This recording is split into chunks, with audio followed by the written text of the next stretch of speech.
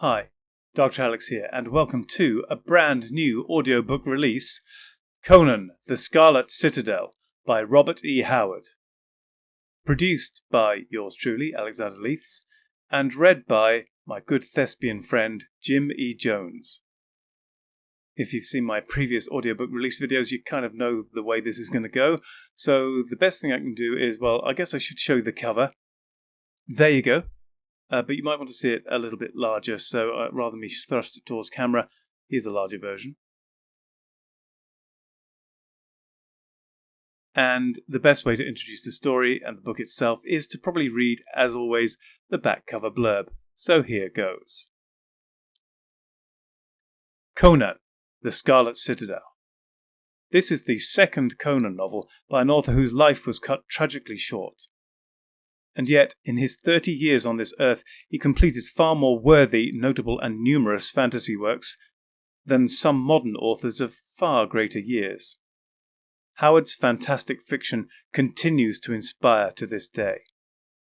This reading has been produced by Alexander Leiths with the aid of his thespian friend Jim E. Jones, doing his utmost to capture the spirit of his near namesake.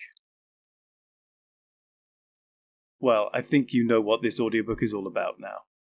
It is available through all good audiobook resellers: Spotify, Google Play, Kobo, Walmart,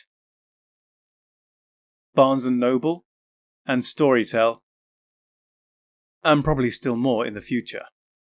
If this sounds like anything you may have heard before, recently, very recently possibly, this is definitely not the same. As always, Jim E. Jones is something of a perfectionist, and although we had one entire recording of the Scarlet Citadel down, which was, you could say, of broadcast quality, he insisted that we re-record large chunks of it, in some cases entire chapters, to bring it up to Jim's exacting and demanding high standards. And so there's nothing really more I can do except get one of the resellers to read one of the audio-free samples for this novel, which will show Jim E. Jones at his finest. And so I think I'll go for Spotify, since they are the main reseller and distributor and publishing organ through which all of these audiobooks get released.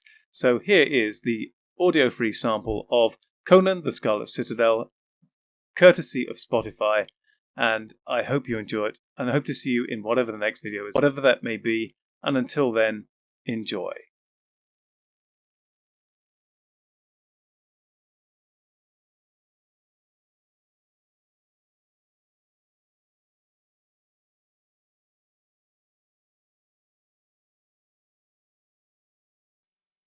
Darkness stalked on noiseless feet about him, scarcely driven back by his flickering torch. On either hand he saw dark openings, but he kept to the main corridor, watching the floor ahead of him carefully, lest he fall into some pit. And suddenly he heard the sound of a woman, weeping piteously. Another of Tsotha's victims, he thought, cursing the wizard anew, and turning aside, followed the sound down a smaller tunnel, dank and damp. The weeping grew nearer as he advanced, and lifting his torch, he made out a vague shape in the shadows. Stepping closer, he halted in sudden horror at the amorphic bulk which sprawled before him. Its unstable outlines somewhat suggested an octopus, but its malformed tentacles were too short for its size, and its substance was a quaking, jelly-like stuff which made him physically sick to look at. From among this loathsome, gelid mass reared up a frog-like head, and he was frozen with nauseated horror to realize that the sound of weeping was coming from those obscene, blubbery lips. The noise changed to an abominable high-pitched tittering as the great, unstable eyes of the monstrosity rested on him, and it hitched its quaking bulk toward him. He backed away and fled up the tunnel, not trusting his sword. The creature might be composed of terrestrial matter, but it shook his very soul to look upon it, and he doubted the power of man-made weapons to harm it. For a short distance he heard it flopping and floundering after him, screaming with horrible laughter.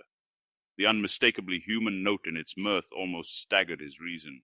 It was exactly such laughter as he had heard bubble obscenely from the fat lips of the salacious women of Shadizar, city of wickedness, when captive girls were stripped naked on the public auction block. By what hellish arts had Sotha brought this unnatural being into life? Conan felt vaguely that he had looked on blasphemy against the eternal laws of nature. He ran toward the main corridor, but before he reached it, he crossed a sort of small square chamber where two tunnels crossed. As he reached this chamber, he was flashingly aware of some small, squat bulk on the floor ahead of him. Then, before he could check his flight or swerve aside, his foot struck something yielding that squalled shrilly, and he was precipitated headlong, the torch flying from his hand and being extinguished as it struck the stone floor. Half stunned by his fall, Conan rose and groped in the darkness.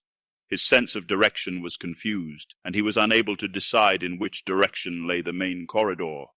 He did not look for the torch, as he had no means of rekindling it.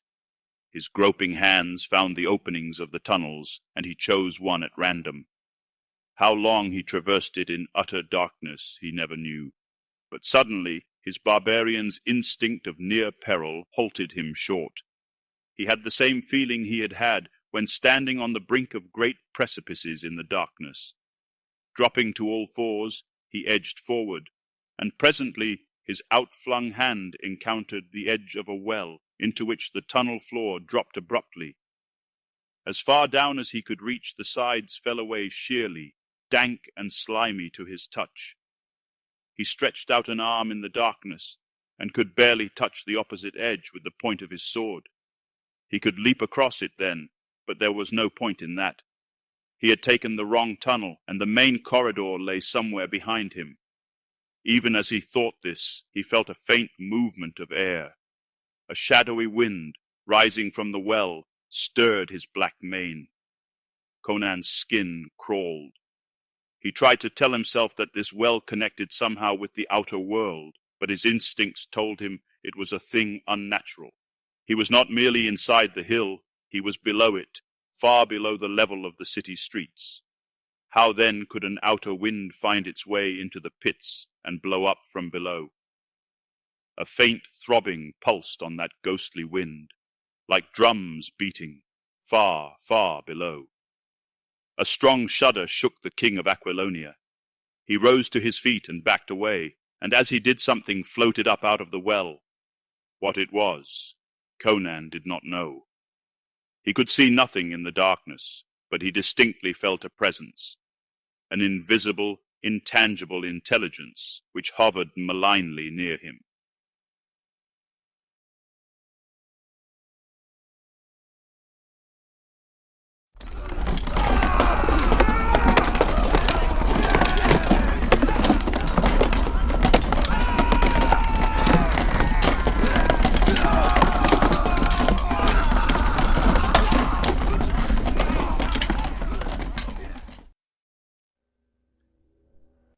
Masters, mistresses, the Doctor requires materials in order to maintain the TARDIS and ensure continued functionality. He similarly requires carbon-based comestibles to sustain his own biological functions and existence.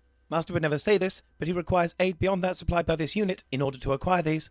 To aid the Doctor in his various tasks and creations, this can be most effectively achieved via Patreon or Substack subscriptions, or through donations directly to PayPal. Or if you desire physical goods in return for your contributions, written accounts of my travels with the Doctor are also available on Amazon. Links are in the description below. Thank you, masters, mistresses.